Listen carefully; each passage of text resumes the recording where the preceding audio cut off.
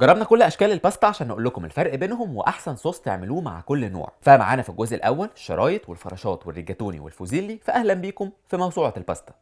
بدأنا بنوع شكله غريب قوي واسمه تالياتيلي، شكلها شرايط زي الفيتوتشيني كده، بس الفرق ان دي اعرض شويه وسمكها اقل كمان، وعاده بيبقى داخل في تكوينها بيض مع الدقيق. بتتخزن في شكل ملفوف كده زي ما انتم شايفين عشان ممكن تتكسر بسهوله، ومؤخرا بقت تتقدم كتير قوي مع الوايت صوص زي ما احنا عملناها. بدأنا الاول نشوح مشروم في معلقه كبيره زبده زيها زيت زيتون، بعد كده ضفنا فصين ثوم مفرومين، معلقه صغيره ملح، فلفل اسود وشويه زعتر. بعد كده ضفنا معلقتين كبار دقيق وقلبناهم مع بعض كويس قوي، وحطينا كمان 3 ارباع كوبايه لبن ونص كوبايه ميه. واخر حاجه بنحط المكرونه زي ما هي كده نيه. غطينا بقى المكرونه مع الخليط وسبناهم على نار هاديه عشان المكرونه تستوي براحتها، وبصراحه ما خدتش اكتر من 10 دقايق عشان تبقى تمام. واخر حاجه خالص لما تبدا تخش كده في السوا بنضيف كوبايه كريمه طهي.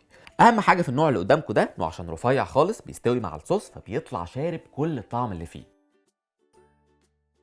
دخلنا بعد كده على نوع شكله اغرب من اللي قبله، وهو الفرفلي. معناه بالايطالي فراشات زي ما انتم شايفين كده، كل مكرونايه على شكل فراشه. في ايطاليا بيستخدموها في السلطات، الاطباق اللي الصوص بتاعها كريمي، عشان كده عملنا بيها سلطه مختلفه جدا. سلقنا المكرونه، بعدين بدانا نعمل الدريسنج، كوبايه مايونيز مع نص كوبايه لبن رايب، معلقه صغيره ملح، فلفل اسود، معاهم كمان نص فنجان خل بلسمك، فنجان زيت زيتون، ومعلقتين كبار شبت مفروم. قلبنا بقى كل الحاجات دي مع بعضها لحد ما بقت خليط واحد، وبعدين ضفنا عليهم نص كوبايه ذره صفراء، نفس الكميه فاصوليا حمراء، مع بصله متقطعه مكعبات صغيره. قلبنا كل المكونات مع بعض تاني، ونتيجه ان النوع ده من المكرونه بيملى البق جدا بسبب شكله العريض.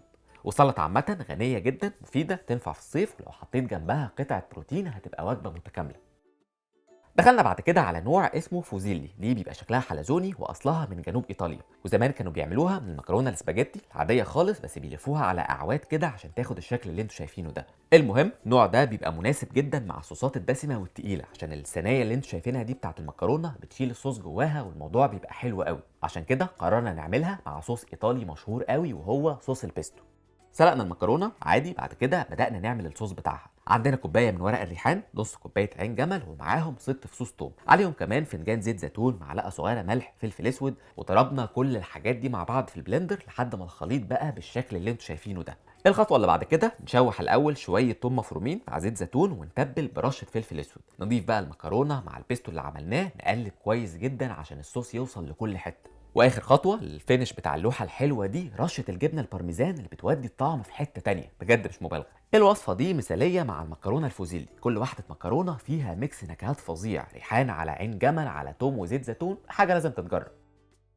دخلنا بعد كده على الكانيلوني، وده بيبقى نفس عجينه اللازانيا، فرق بس في الشكل. يعني اللازانيا بتبقى مستطيله، ده بيبقى اسطواني مدور كده. الكانيلوني ممكن يتحشي لحمه، ممكن سبانخ وجبنه، فاحنا عملنا اشهر طريقه ليه اللي هو بيبقى محشي باللحمه المفرومه. عملنا اللحمه الاول عشان نقول لكم التوابل بالتفصيل، فشوحناها مع مكعب زبده، معلقتين كبار زيت زيتون، معاهم كمان بصله مبشوره وفصين توم مفرومين. قلبنا شويه، بعدين تبلنا بمعلقه صغيره فلفل اسود وبودره توم، وعشان نعلي الطعم اكتر زودنا كمان رشه قرفه، ورقه لورا، معاهم عود قرفه كامل. قلبنا بقى كل التوابل دي مع اللحمه وسيبناهم يستووا على نار هاديه براحتهم. ولما خلاص بقوا على وشك ضفنا كوبايه عصير طماطم، معلقتين صلصه، وشويه بابريكا وملح، واخر حاجه خالص كوبايه الميه دي عشان الصلصه تتسبك مع اللحمه، وكده تبقى جاهزه نحشيها على طول. عملنا كمان البشاميل على جنب، فلو مش عارفين الطريقه ممكن نقول لكم الخطوات في التعليقات. دخلنا بقى على اهم حاجه، وهي تقفيل الشغل نفسه. جبنا صينيه حطينا فيها شويه بشاميل، بدانا نحشي الكانيلوني واحده واحده باللحمه المفرومه، ونرصه في الصينيه ونغطيه من فوق بخليط جبنه شيدر وموتزاريلا.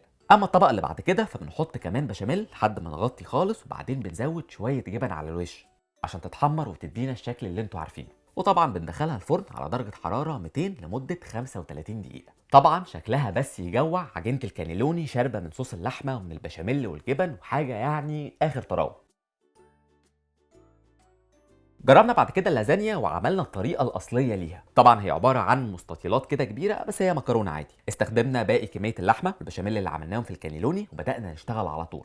طبقه بشاميل الاول، بعدين عليها رصه لازانيا. بس مهم جدا تاخدوا بالكم ان النوع اللي استخدمناه ده مش بيحتاج يتسلق عكس انواع تانية، عشان كده مهم تقروا طريقه التحضير على العلبه الاول. المهم كملنا، حطينا كمان طبقه لحمه مفرومه، طبقه تانية بشاميل، وهنا زودنا خليط جبنه موتزاريلا وجبنه شيدر مبشوره. قعدنا بقى نكرر الطبقات فوق بعض، طبقه بعد طبقه، لحد ما جبنا اخر البايركس خالص. وطبعا اخر طبقه بنقفل بيها البشاميل، وفوقه خليط الجبن. دخلنا بعد كده الصينيه على درجه حراره 200 لمده 35 دقيقه. ورغم انها نفس نفس عجينه الكانيلوني، نفس الطعم وكل حاجه، بس دايما هتحس انها مختلفه، يمكن بسبب الشكل، يمكن بسبب الطبقات اللي بتخليك في كل شوكه تاخد كميه اكبر من اللحمه وصوص البشاميل.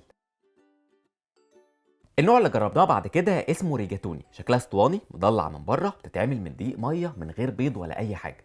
النوع ده استخدامه يشبه للبنه شويه، بتتعمل مع الصوصات التقيله اللي هي فيها لحمه مفرومه وخضار، وده طبعا بيبقى مناسب للتجويف اللي فيها، عشان كده اخترنا نعملها مع كريمي ريد صوص. بدأنا باللحمه المفرومه، حطيناها مع معلقتين كبار زبده ومعلقه كبيره زيت زيتون، وقلبنا شويه لحد ما خدت لون. بعد كده حطينا عليها فص ثوم مفروم، بصله صغيره مبشوره، وتبلنا بمعلقه صغيره فلفل اسود ورشه قرفه. ضفنا كمان معلقتين كبار صلصه، معلقه صغيره بابريكا، وقلبنا كويس قبل ما نضيف نص كوبايه ميه، ونسيب بقى الخليط ده يتسبك على مهله خالص. الخطوه اللي بعد كده اللي هي بتخلي الصوص كريمي شويه، اننا بنضيف نص كوبايه كريمه طهي، معاها رشه زعتر بتظبط الطعم قوي. واخر حاجه خالص بنضيف الريجاتوني المسلوقه، ونقلب المكرونه مع الصوص عشان يطلع لنا الشكل اللي انتوا شايفينه ده. النوع ده ممكن ما يبقاش لطيف قوي للناس اللي بتحب المكرونه صغيره، بس هي بصراحه بتطلع حلوه جدا مع اي صوص تقيل زي ما انتوا شايفين كده. النوع اللي معانا بعد كده يعتبر شكل تاني من عيلة ريجاتوني، اسمه زيتي، ليه نفس الشكل كده، اسطواني برضه بس بحجم اصغر بكتير من الريجاتوني. زمان كانوا بيقدموها في الافراح في مدينة نابولي، عشان كده خدت اسمها ده اللي هو معناه مكرونة العروسة. انسب حاجة ليها مع صوصات الفريش زي دريسنج السلطات مثلا والاطباق المخبوزة، عشان كده اخترنا ندخلها في وصفة سيزر سالاد. بدأنا بالتوست، قطعناه مكعبات صغيرة، فردناه في الصينية عشان نحمصه، بس الاول تبلناه بملح فلفل اسود وزعتر مع زيت زيتون. ركننا بقى التوست ده على جنب عشان نعمل الدريسنج بتاعنا، فحطينا كوبايه مايونيز، معلقه صغيره مستردة، وزيها عصير ليمون، عليهم فص ثوم، نص معلقه صغيره ملح فلفل اسود وزعتر، ومعلقتين كبار جبنه بارميزان مبشوره. قلبنا بقى كل الحاجات دي مع بعض، بعدين شوحنا الفراخ في معلقه كبيره زبده لحد ما خدت اللون الذهبي ده. بدأنا بقى نرص مكونات السلطه كلها، قطعنا الفراخ شرايح والخس وضفناهم على الدريسنج مع المكرونه والتوست المحمص، والنتيجه طبق متكامل يعني فيه كل حاجه تقريبا يشبع، ده غير برضه انه مليان نكهات، والمكرونه خدت من طعم الدريسنج والفراخ. دخلنا بعد كده على البنه او المكرونه القلم، ودي طبعا مشهوره قوي عندنا.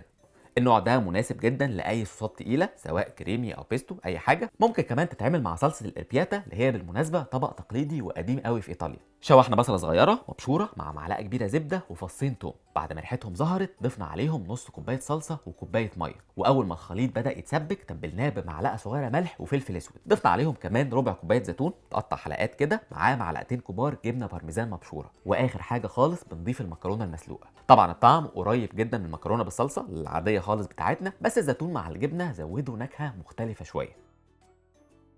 استنوا الجزء الثاني من موسوعه الباستا، ولو عجبتكم الحلقه اعملوا لها لايك وشير، وقولوا لنا في التعليقات عايزين نجرب ايه تاني الحلقات الجايه.